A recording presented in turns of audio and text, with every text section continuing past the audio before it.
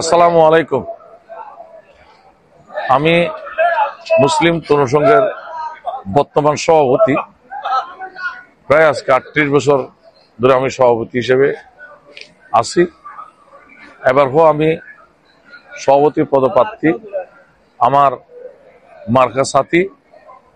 তো ইনশাল্লাহ অতীতে সংগঠনের যে কাজগুলো করে আসছি আগামীতে যেন আরো ভালোভাবে করতে পারি, সেটা সকলের কাছে আমি দোয়া চাইছি এবং ভোটারদের কাছে দোয়া চাইছি এবং সাথে সাথে আমার সাথী মার্কায় ভোট দেওয়ার জন্য অনুরোধ করছি।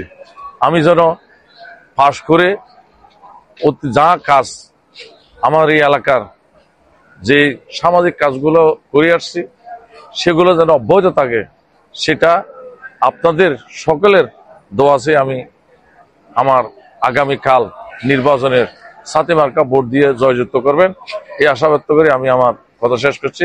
আসসালামু আলাইকুম ওয়া রাহমাতুল্লাহি ওয়া বারাকাতুহু।